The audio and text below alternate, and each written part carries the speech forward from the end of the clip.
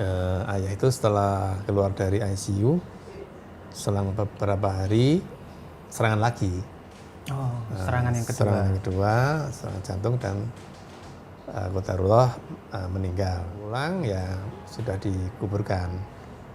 Memang itu ya salah satu kejadian di mana ya saya terpaksa tidak bisa menghadiri pemakaman ayah.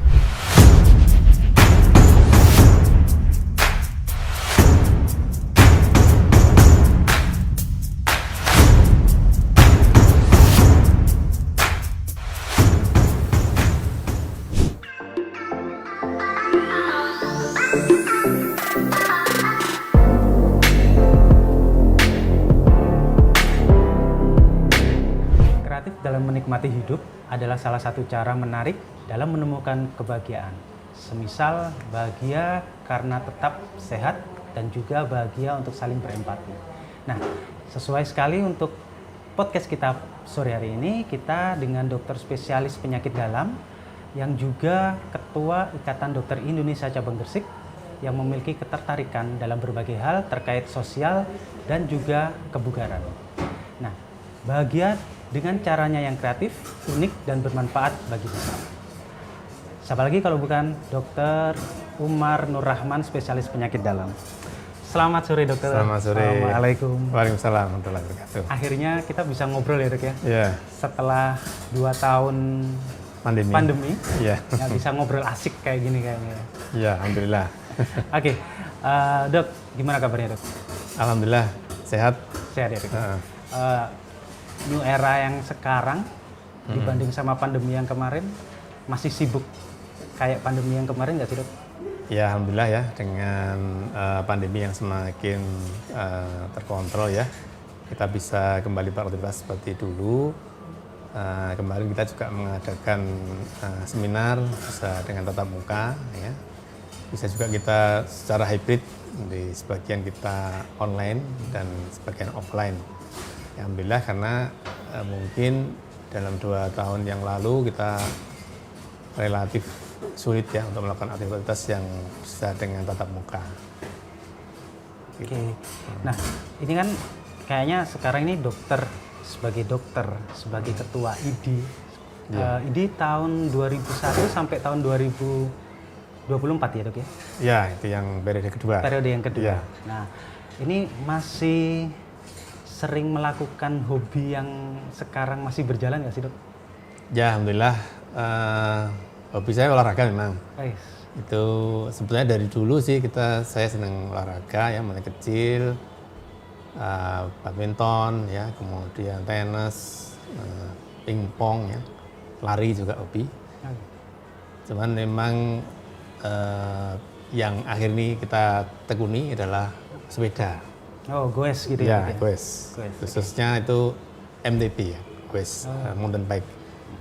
Di mana kita melalui medan off-road. Oh, itu yang sekarang. Ikut perkumpulan-perkumpulan gitu dok? Ya, dan saya ikut klub namanya Romusa. Oh, Romusa, ya, nggak dijajah kan dok? Romusa. Sesuai dengan namanya kan agak serem gitu ya? Serem gitu kayaknya ya, oke. Jadi memang kita aktivitasnya lebih sering ke istilahnya off-road ya, jadi bukan jalan-jalan. Ini kan sepeda ini kan banyak aliran. Yeah. Ada istilahnya road bike, jadi mereka yang senang dengan jalur di jalan raya, biasanya mereka pakai kecepatan yang tinggi ya. Kalau yang MTB atau off-road ini biasanya kita di perbukitan dan bannya juga lebih gede ukurannya. Dan biasanya tidak terlalu cepat ya, tidak secepat teman-teman yang di road bike. Jadi kita lebih menikmati suasana gitu, karena juga medannya juga lebih sulit, biasanya berbatu, kemudian naik turun. Jadi otomatis kita tidak mengandalkan kecepatan, tapi lebih ke endurance. Karena naik. Kenapa saya juga tertarik karena dengan off-road dan off-road ini sekaligus juga tantangan ya. Kita harus lebih waspada, cermat. Kemudian juga dalam waktu yang singkat kita cepat keringetan ya.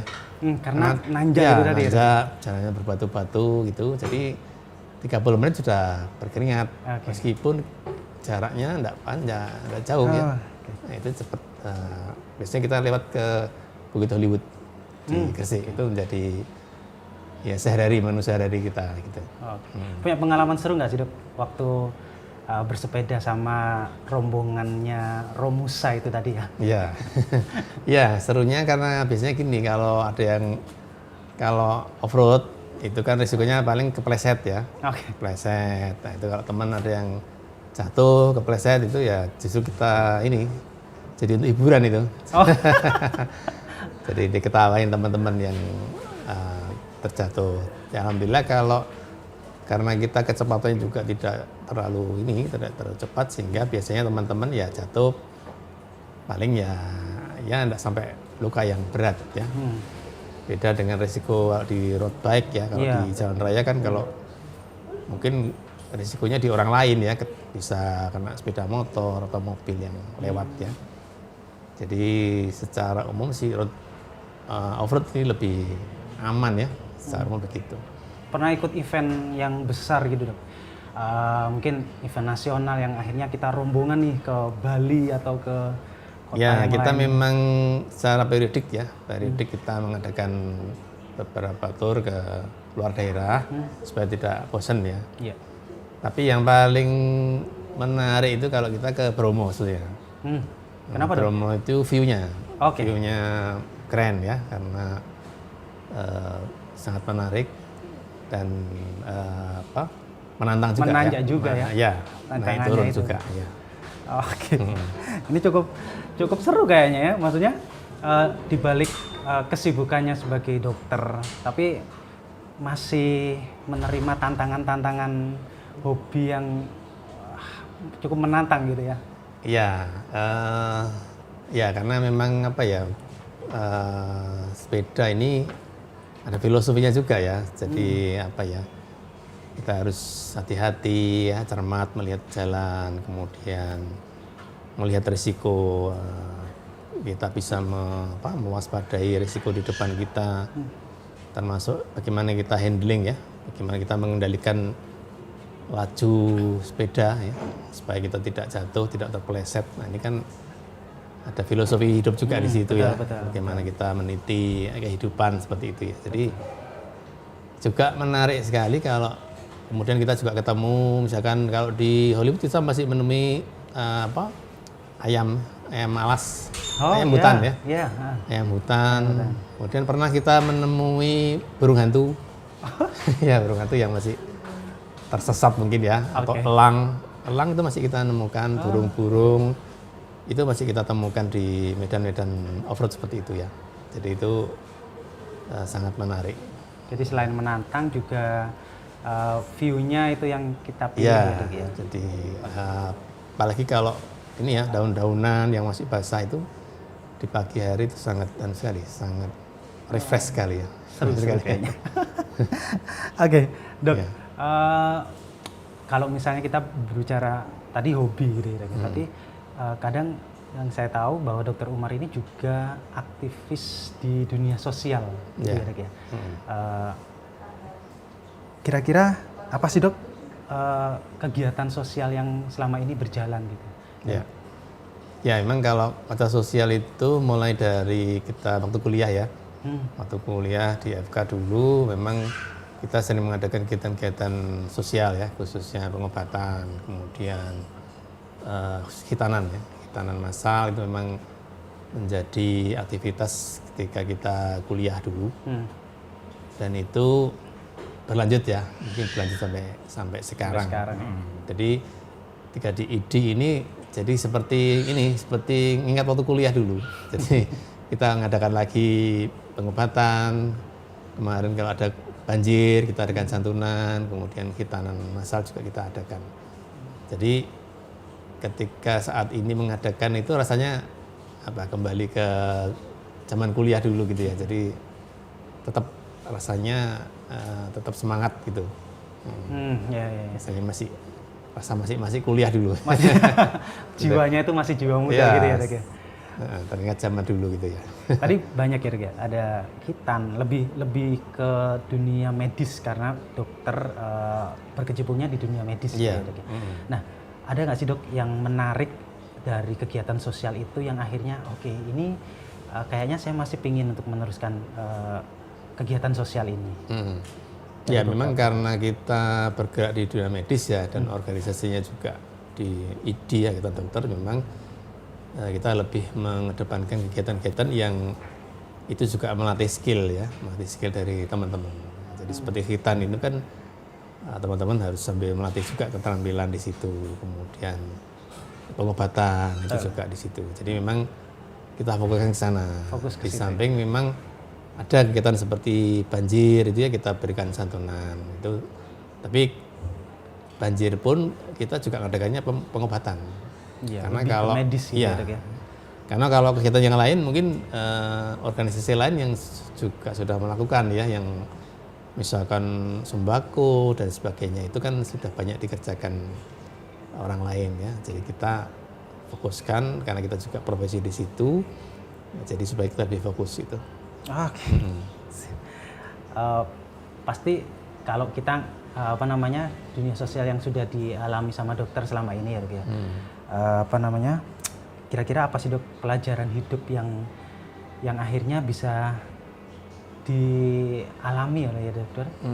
Pelajaran hidup dari sosial yang sudah dokter jalankan dari dulu sampai sekarang ini. Ya, jadi semakin kita berbagi itu ya, semakin menambah value ya, menambah value dari diri kita ya. Jadi yakinlah bahwa kalau kita memberi itu bukan kita semakin berkurang ya, tapi semakin bertambah. Baik itu mungkin tidak secara langsung ya dalam nilai kebendaan, tapi nilai-nilai spirit, kemudian mungkin juga keberkahan di situ, insya Allah akan bertambah ya. Jadi makin kita memberi itu justru kita makin bertambah. Mungkin seperti seorang guru ya, seorang guru atau siapa yang mengajarkan suatu ilmu, ternyata dia malah bukan ilmunya berkurang, ternyata malah bertambah ya gitu. Yeah. Sama, jadi kita memberikan suatu kegiatan sosial tadi ya, bukan kita kehilangan waktu, kehilangan harta, tapi justru insya Allah kita justru bertambah. Oke. Ya. Menarik sekali kayaknya. Iya.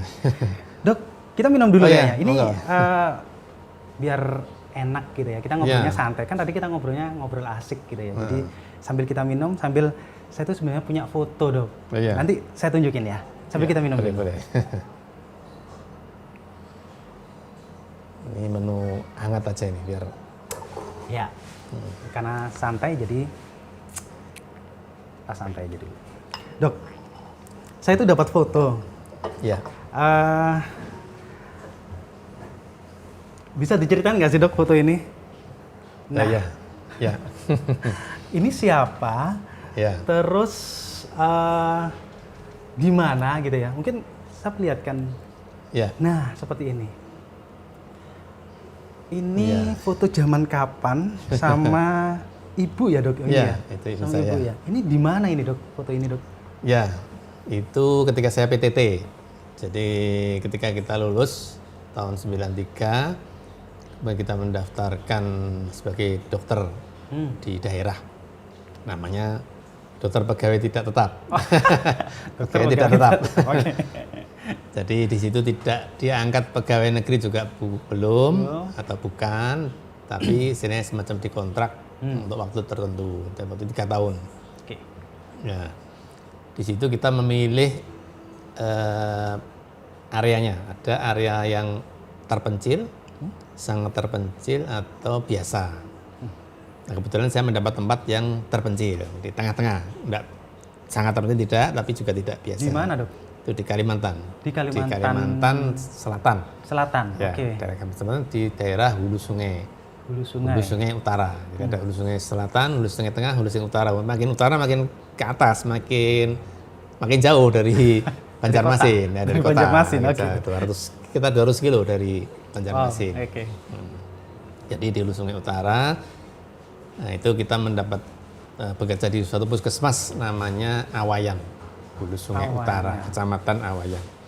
Itu dapat fasilitas itu mobil L300, Mobil L3. L300 mobil pusling ya. Iya. Pusling L300 yang masih persnelingnya masih di kiri, di kiri. Oh iya. Ya itu masih ingat itu. Jadi kalau mundur agak ditekan ke bawah itu. Gitu. Waktu ditugaskan di sana nih dok. Iya. Pertama kali dengar kalau misalnya oke nanti kita tugaskan di Kalimantan ya. Kan aslinya di Jawa. Iya. Kepikirannya gimana dok? Ya waktu itu memang ya kita ingin mendapatkan pengalaman di luar Jawa. Mungkin karena saya pikir kalau saya tidak mencoba pengalaman di luar Jawa ya kapan lagi ya kita bisa bekerja di tempat terpencil seperti itu. Jadi memang kita ingin mencoba di sana dan alhamdulillah itu mendapat daerah di itu Kalimantan Selatan itu. Kalimantan Selatan. Secara umum sih tidak terpencil sekali ya. Jadi masih ada listrik, masih ada air, pam masih ada. Meskipun memang jauh tadi. Ya. Itu kan tahun 94 sampai 97. 94 sampai 97. 3 tahun. Saya masih umur berapa ya itu? Nah,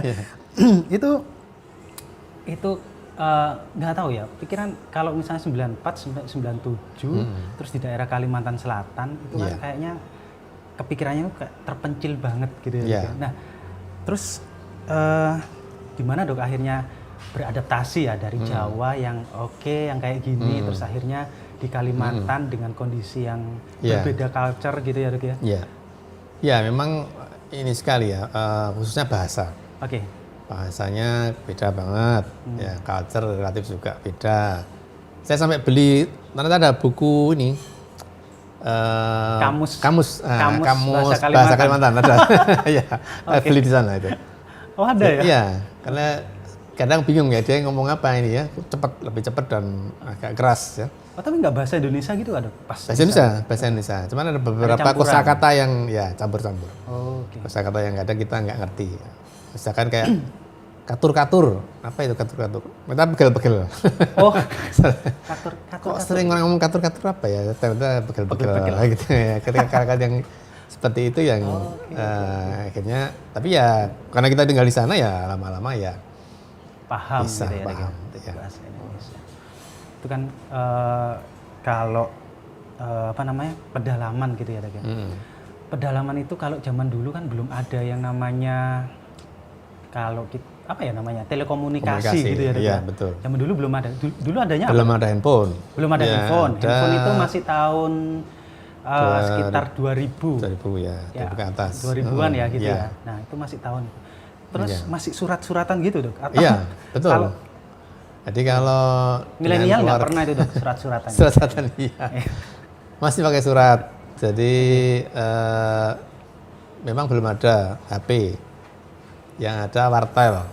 Warung telekomunikasi ya. Okay. Itu pun di kecamatan yang relatif ramai. Yang agak ramai di situ ada namanya Paringin dan Barabe. Jadi yang agak ramai itu Paringin dan Barabe, saya di Awayan. Awayan itu kecamatan yang lebih masuk. Lebih dekat dengan Banjarmasin? Bukan, lebih masuk ke dalam. Oh, ke dalam hutan karet tapi ya. Oh, hutan karet? Bukan hutan pedalaman, bukan hutan karet.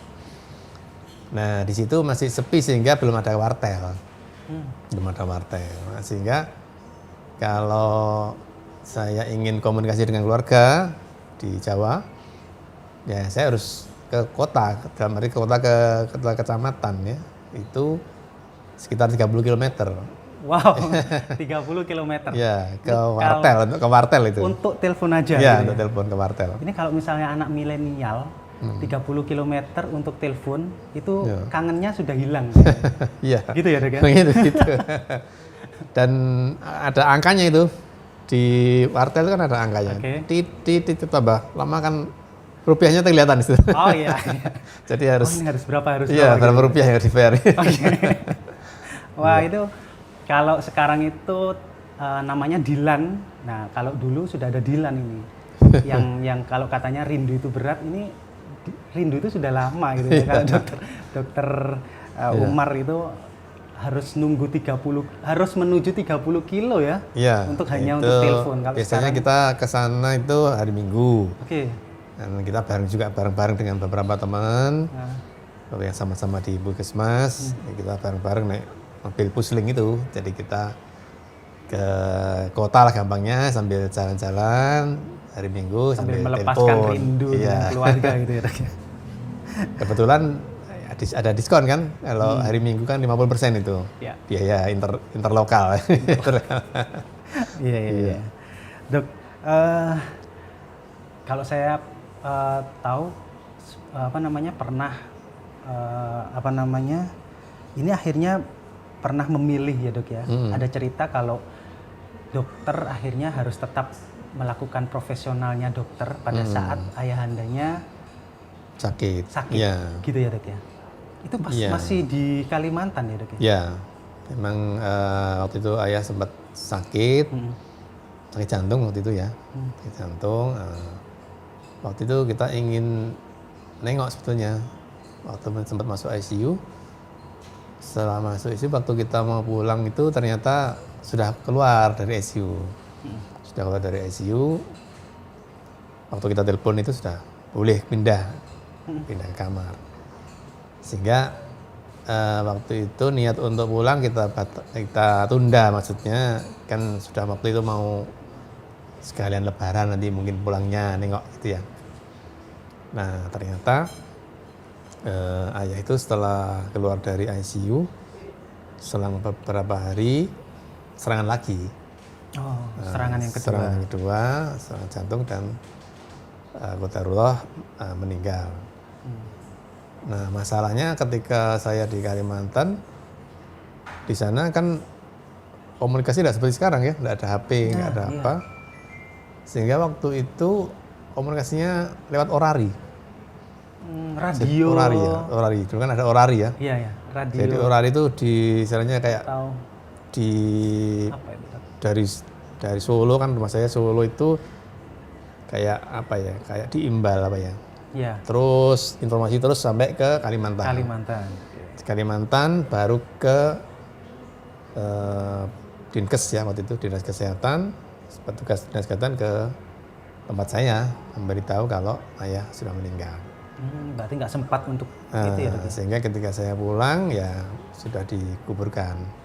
Itu memang itu ya salah satu kejadian di mana ya saya terpaksa tidak bisa menghadiri pemakaman ayah karena memang sulitnya komunikasi ya, lambat lah mungkin, terlambat komunikasi dan sehingga pesawat yang itu sudah tidak bisa nutut ya untuk menghadiri pemakaman. Oke, katanya selain itu juga pas waktu di sana dokter juga sakit. Sempat gitu ya, kena malaria, ya karena memang di Kalimantan kan daerah endemis malaria. Iya. Sehingga sempat saya kena malaria juga. Malaria. Kalau di Kalimantan itu namanya Vivax. Malaria Vivax itu relatif memang tidak seganas yang di Irian, Falciparum. Tapi juga merepotkan juga karena panasnya nggak turun-turun. Kemudian setelah dicek ternyata positif malaria. Di situ muntah, HB-nya turun, jadi gemeter itu ya. Jadi kekuatan fisik itu lemah. Saya ingat minum gini, angkat gelas ini gemeter gini. Oh, gemeter gini. Kayak enggak punya tenaganya angkat itu ya. Gemeter. Oh, oke. Itu karena HB-nya turun. Iya. Jadi HB turun, kekuatan fisik turun. Tapi ada sempat opnam juga. Ada yang teman atau keluarga yang ada teman yang bantu waktu itu sama-sama teman dokter yang PTT juga, kebetulan dia punya keluarga di Kalimantan sehingga saya dibantu masuk ke rumah sakit. Ya. Oke. Dok, kita mau bahas keluarga nih, Dok. Iya. Putra? Keluarga maksudnya anaknya ada tiga. Cowok, cewek, cowok. Ya, kalau bahasa Jawa itu apa? Sendang kapit pancuran.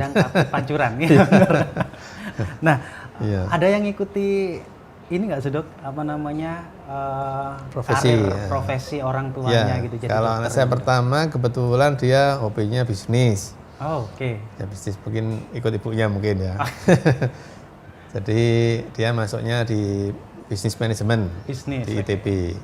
Dan dia sudah lulus dan sudah bikin apa semacam Usaha. ya usaha startup mungkin seperti apa seperti itulah kira-kira anak muda sekarang. Nah, yang kedua itu cewek itu dokter gigi ini masih koas. Yang ketiga ini masih Dokter SMA juga. ya dokter Rencananya gigi. ke dokter juga. Yang ketiga Yang ketiga, masih kemungkinan ya dia masih ada berarti masih ada penerusnya Iya. untuk jadi dokter gitu ya dok ya. katanya sih pengen ya, Pengen dokter meneruskan. ya. Dok, saya masih penasaran nih, dok. Kenapa sih akhirnya dari cerita tadi ya dok ya, Iya. kenapa sih akhirnya memilih saya meneruskan jadi dokter spesialis penyakit dalam deh, gitu. Daripada padahal kan banyak nih spesialis ada mata, Ya, ada bedah, kandungan, ya. ada jantung. Nah, Iya. apa ada pilihan itu yang oke saya milih dokter spesialis penyakit dalam? Iya. Ya memang pertama untuk masuk kedokteran dulu ya. Masuk kedokteran dulu itu juga mengalami ya namanya dulu waktu SMA kan masih bingung ya milih yang mana. Ya. Pertama-tama sempat pilih teknik gitu ya. Tapi di akhir-akhir di kelas 3 SMA itu kok terus mantapnya ke kedokteran. Kedokteran. Nah, sama masuk kedokteran ketika kita menjalani koas ya, itu memang lebih tertarik ke penyakit dalam. Penyakit dalam. Ya tertarik dengan ilmunya ya. Memang sempat ada yang nanya juga, kok nggak pilih yang ada pisaunya? Ya, gampangnya pisau. Karena pisau ini kan berhubungan dengan finansial ya. Oke. Itu, tapi kita tidak memikirkan itu. Jadi kita tidak memikirkan masalah seperti itu. Yang kita pikirkan ya apa yang kita memang tertarik dan kita memang merasa mampunya ya di bidang itu, merasa punya atensi di situ ya kita jalani. Jadi kita tidak memikirkan nantinya mungkin ada yang lebih atau dan sebagainya ya. Jadi apa yang kita hadapi ya kita jalankan itu ya, kita pilih. Ya. Oke, sesuai Gitu. dengan pilihan Iya. hati gitu ya. Iya, Dok, ya? seperti Sesuai itu. dengan pilihan hati nanti gitu. Dok, ngobrolin tentang perjalanan hidup dari awal sampai terakhir ini tadi ya. Pasti kan ada titik balik gitu ya. Ada titik terendah dari seorang dokter Umar. Kalau boleh tahu nih dok, apa sih dok pernah mengalami titik terendahnya dokter Umar itu? Mungkin kalau boleh dikatakan terendah itu ya ketika saya menjalani PPDS ya, pendidikan dokter spesialis. Oke, kenapa dok? Iya, karena saya kan bukan PNS ya, bukan pegawai negeri sipil ya. Dimana kalau pegawai negeri sipil kan sekolahnya ada biaya untuk mengikuti sekolah pendidikan. Nah, karena saya jalurnya dari bukan pegawai negeri, jadi otomatis biaya sendiri. Nah, sebelumnya itu saya mendapatkan gaji kan sebagai dokter bekerja di rumah sakit atau praktek. Saya harus mengikuti pendidikan di mana tidak ada biaya masuk sama sekali, terutama di awal-awal pendidikan. Jadi di awal pendidikan itu bisa dibayangkan sekolah punya anak dua ya, punya keluarga anaknya sudah dua waktu itu. Anak-anak itu masih di Solo, saya di Surabaya mengikuti pendidikan, tidak ada gaji. Jadi itu mungkin di situ titik terendah ya. Tapi alhamdulillah setelah semester kedua saya milih lokasi yang agak jauh dari Surabaya. Saya di Sidoarjo waktu itu. Saya bisa sambil praktek sore, kemudian ada bantuan dari rumah sakit yang ikut membiayai pendidikan. Jadi di situ mulai ya titiknya sudah tidak terendah lagi lah. Sudah mulai. Sudah ya. Meskipun masih prihatin ya. Gitu ya dok ya. Masih prihatin. Okay. Ya. Baik, akhirnya bisa keluar dari titik terendahnya itu. Iya, betul. Dok, boleh tahu nggak sih apa sih dok arti bahagia kalau menurut dokter? Ya, kalau bahagia, kalau saat ini ya bagi saya ya bisa bersama dengan keluarga, berkumpul dengan keluarga, di mana keluarga itu istilahnya taat ya dengan agama, ya masing-masing menjalankan kewajibannya sebagai anak, sebagai suami ataupun istri dalam bingkai agama ya. Itu adalah suatu kebahagiaan menurut saya. Itu bahagianya seorang bapak gitu ya dok ya? Iya. Dengan keluarga bisa kumpul tadi. Ya, bisa bersama-sama Bisa begitu. bersama-sama. Iya. Dalam satu visi yang sama. Dalam satu visi yang sama. Itu, ya. Tentunya dengan agama dan tadi ya, Iya. visi misinya itu tadi. Iya. Terakhir nih dok, Ya. sebelum kita menutup untuk acara podcast sore hari ini, apa sih dok dari obrolan kita yang menarik ini tadi ya, Ya. kayaknya banyak banget pengalaman hidup yang kita bisa sharing tadi, ngobrol sharing bersama itu tadi. Apa sih dok pesan buat pendengar, pesan buat teman-teman yang di sana untuk yang bisa disampaikan oleh ke teman-teman yang Ya, pendengar? mungkin yang untuk yang anak-anak muda ya, mungkin yang lebih muda dari saya mungkin. Artinya jangan mudah putus asa ya, jangan mudah putus asa bahwa perjuangan kehidupan itu membutuhkan keuletan, membutuhkan perjuangan, ya, dan istilahnya jangan berorientasi pada hasil. Jadi berorientasi pada proses, ya, di mana di proses itu ada proses perjuangan, proses yang harus dikorbankan, ya, sehingga jangan melihat atau mentargetkan suatu hasil yang harus dicapai. Jadi kalau misalkan target itu tidak tercapai, itu tidak akan kecewa. Kecewa berat. Tidak akan kecewa, karena yang harus dilihat adalah bagaimana prosesnya. Bahwa semua itu apa yang kita kerjakan tidak ada yang sia-sia kan itu. Sia-sia semua dalam rangka ibadah ya, diniatkan ibadah pada Allah SWT, sehingga apapun ya yang kita kerjakan kita tetap di jalur sesuai dengan tuntunan agama, itu tidak melanggar aturan-aturan agama, dan apapun hasilnya kita tidak akan kecewa kalaupun itu misalkan tidak tercapai yang kita tuju ya. Mungkin itu. Oke. Kalau untuk calon dokter nih dok, Nah, ya. ini kan dokter Umar selaku dokter. Ya. Nah ini buat teman-teman yang mau menjadi dokter nih, Ya. atau calon-calon dokter. Dokter ya. Pesannya apa sih dok? Ya, kalau untuk dokter itu perjuangan yang panjang ya, sangat panjang. Jadi proses menjadi dokter itu lama, sekolahnya lama. Setelah sekolah 6 tahun, apalagi sekarang ada ISIP ya, ada praktek di rumah sakit, ada praktek di puskesmas.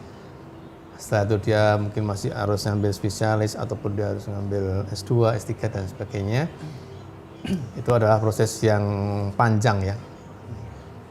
Masuk ke kedokteran itu sulit ya, relatif sulit dibandingkan mungkin jurusan yang lain, tapi mungkin kalau dari sisi finansial mungkin bisa kalah dengan teman-teman yang di bisnis misalkan ya. Mungkin begitu ya. Gitu ya. Nah, jadi itu makanya itu menjadi dokter itu panggilan ya, panggilan nurani. Jadi kalau orientasinya tadi kembali ke orientasinya ke hasil, maka dia akan kecewa. Jadi harus memang benar-benar minatnya di situ, menikmati di situ prosesnya, sehingga ketika melihat teman yang lain dia tidak akan kecewa ya. Karena kadang-kadang kan mungkin melihat temennya yang di jurusan lain, wah lebih Lebih enak. cepat dan lebih dan sebagainya. Tapi tetap insya Allah menjadi dokter ini suatu tugas yang barokah, yang mulia. Ya, sehingga insya Allah tidak akan kecewa kalau memang niatnya tadi ya, niatnya memang sesuai dengan panggilan jiwanya. Oke. Mungkin itu. Siap. Terima kasih dokter Sama-sama. untuk obrolan asik kayak gini ya. Obrolan asik dan penuh inspirasi gitu ya. Iya. Kalau kita ngobrol ini operasi, tapi operasinya sama dokter Umar ini bukan operasi terkait masalah medis, tapi operasinya adalah obrolan penuh inspirasi sama dokter Umar gitu ya. Baik, terima kasih dokter atas waktunya untuk bisa mampir di podcastnya kami.